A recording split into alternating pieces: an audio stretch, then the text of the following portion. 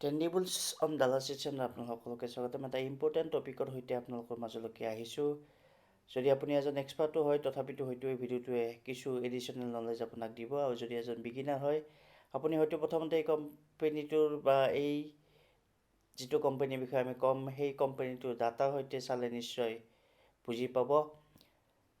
টপিকটো হ'ল এটা কোম্পানীৰ যদি ৰিটাৰ্ণ অন ইকুইটি ভাল হয় সেইটো ছাফিচিয়েণ্ট হয় নেকি।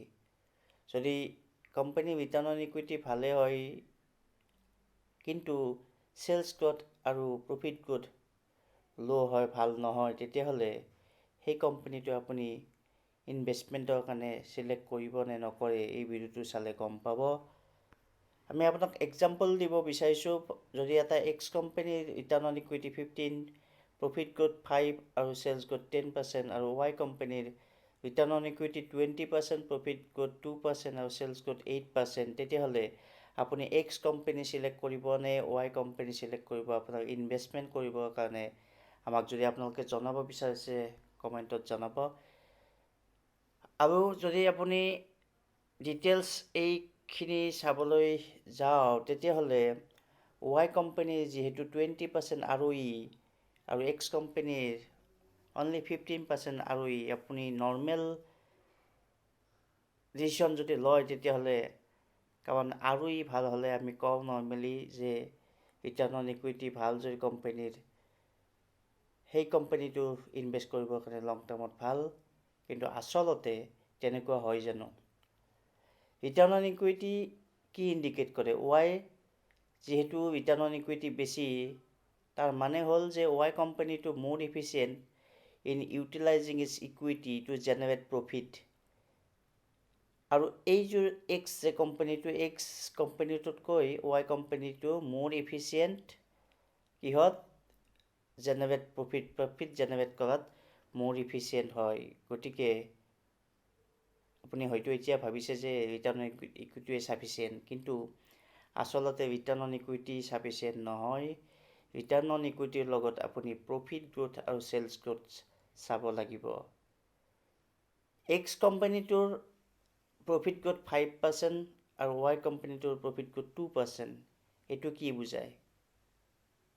প্ৰফিট গ্ৰথ এনেকুৱা এটা বস্তু যিটো অভাৰ এ লং টাইম, তাৰমানে ইয়াৰ টু ইয়াৰ তাৰ এটা কনচিষ্টেণ্ট প্ৰফিট থাকিব লাগিব বা চেলছ থাকিব লাগিব, আৰু কনচিষ্টেণ্টলি এটা কোম্পানীয়ে প্ৰফিট 2 বছৰ বা 3 বছৰ বা এবছৰৰ পৰা নেক্সট বছৰলৈকে কৰিব পাৰিছে নাই সেইটোৱেই কোম্পানীৰ প্ৰফিট গ্ৰথ বুজায়।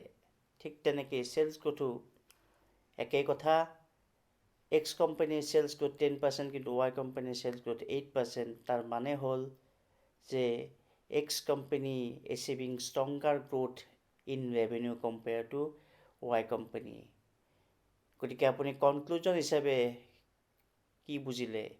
কনক্লুজনত আমি আপোনালোকক বুজাবলৈকে ট্ৰাই কৰিম যে এক্স কোম্পানী আউট পাৰফৰ্ম কৰিলে ৱাই কোম্পানীক কিহৰ ওপৰত? প্ৰফিট আৰু চেলছ গ্ৰথত। এইটোৱে বুজায় যে overall performance of X company is better than Y. কাৰণ ভৱিষ্যতে এটা কোম্পানী যদি প্ৰফিট হৈ থাকে নিশ্চয় সেই ৰিটাৰ্ণ অন ইকুইটি ভালেই কৰিব, আৰু যদি ৰিটাৰ্ণ অন ইকুইটি ভাল এতিয়া কৰি আছে কিন্তু তাৰ প্ৰফিট গ্ৰথ নাই, চেল গ্ৰথ নাই, কমি গৈ আছে, তেতিয়াহ'লে সি নিশ্চয় পিছত যদিও এতিয়া ইফিচিয়েণ্ট হয় প্ৰফিট জেনেৰেট কৰাত, কিন্তু লং টাৰ্মত তাৰ প্ৰফিট তেনেদৰে থাকিব নে নাই তাৰ ডাউট আহি পৰিব। এক্সাম্পল যদি কওঁ, আমি কিবা এটা কোম্পানীৰ যিটো কোম্পানীৰ এতিয়া চেলছ গ্ৰথ হৈছে কিন্তু লাহে লাহে তাৰ চেলছ গ্ৰথ যোৱা বছৰতকৈ এইবাৰ কমিছে, আকৌ অহা বছৰ তাতকৈ কমিব পাৰে, কিন্তু এতিয়া ৰিটাৰ্ণ অন ইকুইটি ঠিকেই আছে, তেতিয়াহ'লে সেই কোম্পানীটো আমি এতিয়া চিলেক্ট কৰাটো উচিত হ'বনে নাই?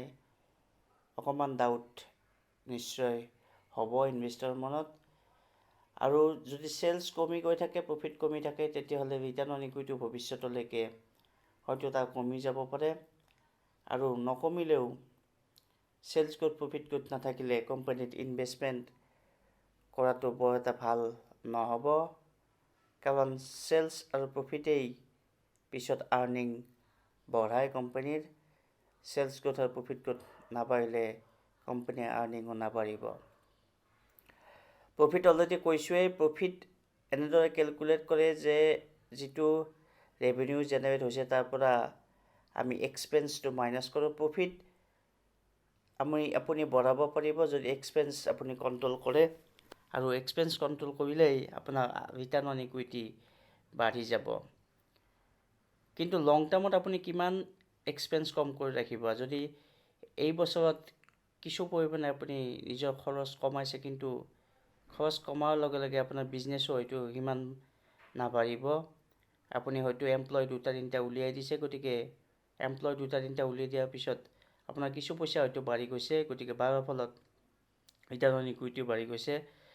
কিন্তু লং টাৰ্মত আপোনাৰ ইনকাম বা অপাৰেটিং প্ৰফিট বা গ্ৰছ প্ৰফিট কিন্তু কমি যাব। তেতিয়াহ'লে সেই কোম্পানীটোত লং টাৰ্ম ইনভেষ্টমেণ্ট কৰাটো উচিত নহ'ব।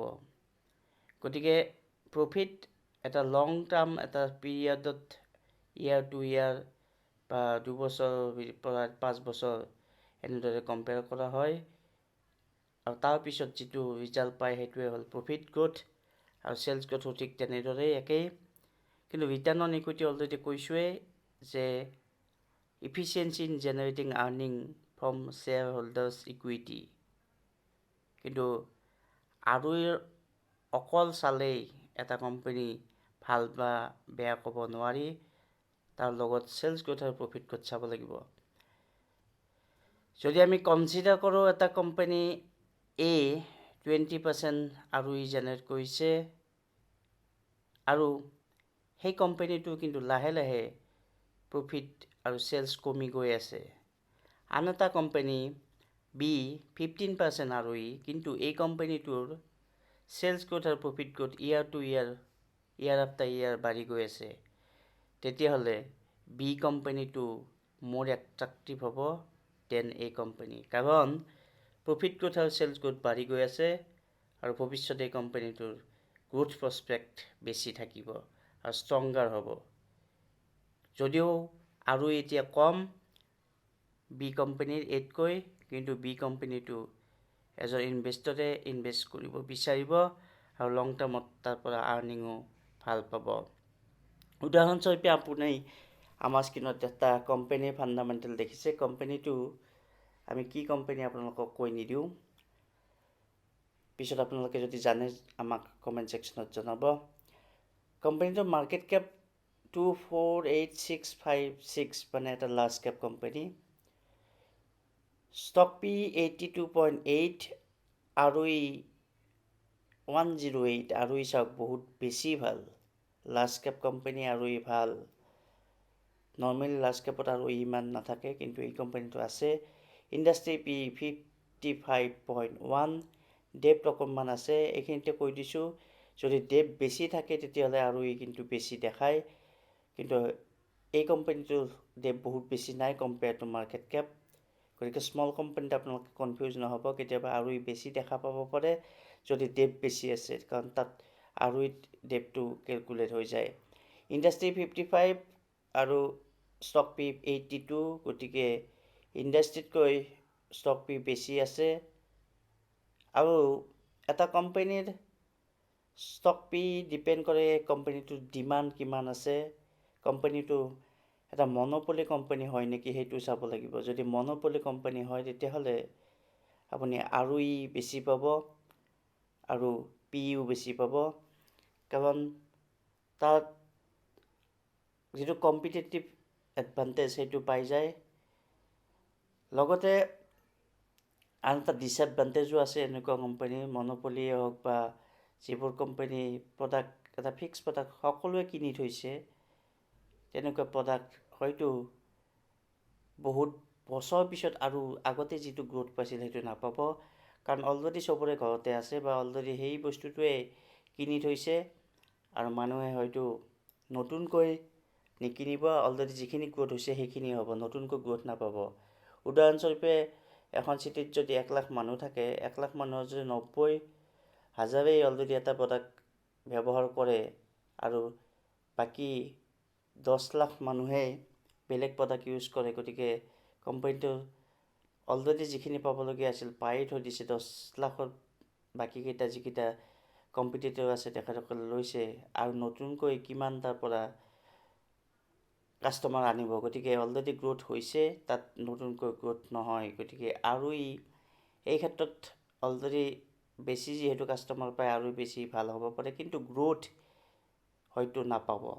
চেলছ গ্ৰোথ আৰু প্ৰফিট গ্ৰোথ লাহে লাহে কমি যাব পাৰে বা কনষ্টেণ্ট হৈ থাকিব পাৰে। গতিকে আহিছোঁ আকৌ এই কোম্পানীটোৰ ডিভিডেণ্ড অকণমান দিয়ে, পি অলৰেডি আপোনালোকক ক'লোঁ। গতিকে কম্পেৰেটিভলি আমি যদি চাওঁ লাৰ্জ কেপ হিচাপে কোম্পানীটো ফাণ্ডামেণ্টেল ভাল, কিন্তু এই বুলি আপুনি এই কোম্পানীটোত ইনভেষ্ট কৰিব নেকি? ডাঙৰ প্ৰশ্ন। যদি কৰে আমাক কোম্পানীটোৰ বিষয় জনাওক আৰু কোম্পানীটোত কিয় ইনভেষ্ট কৰে আমাক কমেণ্টত জনাওক। আৰু ই ভাল কাৰণে কৰিব নে আন কিছুমান পেৰামিটাৰ আপোনালোকে ষ্টাডি কৰিব। এতিয়া আহিছোঁ এই কোম্পানীটোৰ মিডিয়ান পি যদি 1 ইয়াৰত চাওঁ তেতিয়াহ'লে 81, পি কিমান আছিল 82। তাৰমানে মিডিয়ান পিয়ে ইমান থাকে কোম্পানীটোৰ, নৰ্মেলি এভাৰেজ পিয়ে ইমান থাকে। তাৰমানে কোম্পানীটো এতিয়াও ডিছকাউণ্ট প্ৰাইজত নাই। যদিও কোম্পানীটোৰ ইণ্ডাষ্ট্ৰি পিতকৈ বহুত বেছি পি নহয় আৰু এই হিচাপত, কিন্তু নৰ্মেলি এই কোম্পানীৰ এভাৰেজ পিয়ে 80 বা 82। গতিকে কোম্পানীটো ষ্টিল ডিছকাউণ্টত নাই, যদিও আৰু বহুত বেছি ভাল। এতিয়া আকৌ ক্লিয়াৰ হ'ব, এই কোম্পানীটোৱে চেলছ গ্ৰোথ যদি চাওঁ 10 ইয়াৰ্ছত মাত্ৰ 8%, 5 ইয়াৰ্ছত 11%, 3 ইয়াৰ্ছত 13%। ঠিক তেনেকৈ প্ৰফিট গ্ৰোথো 10 ইয়াৰ্ছত 10%, 5 ইয়াৰ্ছত 13%, 3 ইয়াৰ্ছত 13%। গতিকে এতিয়া আপুনি চাওক, যদিও কনচিষ্টেণ্ট প্ৰফিট বা আৰ্নিং এই কোম্পানীৰ যিসকলে ইনভেষ্ট কৰিছে পাইছে, 10 ইয়াৰ্ছত 18% পাইছে, 5 ইয়াৰ্ছত 19, 3 ইয়াৰ্ছত 16 আৰু লাষ্ট 1 ইয়াৰত হয়তো কোম্পানীটোৰ প্ৰফিট ভাল হৈছে, সেইকাৰণে CAGR ভাল পাইছে বা কিবা ডিমাণ্ড আছে। কিন্তু যি হিচাপত আৰু আছিল 100ৰ ওপৰত 108, সেই হিচাপত কিন্তু কোম্পানীৰ প্ৰাইচ বঢ়া নাই বা যিসকলে ইনভেষ্ট কৰিছে তেখেতসকলে সিমান বেছি প্ৰফিট পোৱা নাই, যদিও এটা ডিচেণ্ট প্ৰফিট পাইছে। ৰিটাৰ্ণ অন ইকুইটি চাওক, অভাৰঅল গোটেই টাইমতেই 100 বা 10 ইয়াৰ্ছত অকণমান কম, যদিও 5 ইয়াৰ্ছত 3 ইয়াৰ্ছত 100ৰ ওপৰত। গতিকে চেলছ গ্ৰোথ আৰু প্ৰফিট গ্ৰোথ নথকাৰ বাবে এই কোম্পানীটো, বিশেষ কোম্পানীটো যিটো কোম্পানী আমি আলোচনা কৰি আছোঁ, এটা লং টাৰ্ম ইনভেষ্টৰে জঁপিয়াই এই কোম্পানীটো ল'বনে নলয়, মোৰ হিচাপত যদি ক'বলৈ যাওঁ তেতিয়াহ'লে নলয়। কাৰণ চেলছ গ্ৰোথ আৰু প্ৰফিট গ্ৰোথ কম, যদিও আৰু ভাল, বাকী সকলোহে ভাল। Large cap P U reasonable, কিন্তু এতিয়া এই সময়ত কিনাটো উচিত নহ'ব, কাৰণ মিডিয়ান পিৰ ওচৰত আছে। মিডিয়ান পিতকৈ যেতিয়া কমত পাব তেতিয়াহ'লে হয়তো এটা ডিচেণ্ট প্ৰফিটৰ কাৰণে কোম্পানীটো ল'ব পাৰে। গতিকে আশা কৰিছোঁ ভিডিঅ'টো চাই আপোনালোকে আৰু লগতে চেলছ গ্ৰোথ প্ৰফিট গ্ৰোথ কি বস্তু বুজি পাইছে, আৰু যদি বুজি পাইছে আমাক কমেণ্ট ছেকশ্যনত জনাওক। আৰু বুজা নাই যদি আকৌ আমি পিছত পৰৱৰ্তী ভিডিঅ'ত কিছুমান সহজ এক্সাম্পলৰ সৈতে আপোনালোকক বুজাবলৈ যত্ন কৰিম। যদি ভিডিঅ'টো ভাল পাইছে লাইক শ্বেয়াৰ কমেণ্ট কৰিব। ধন্যবাদ।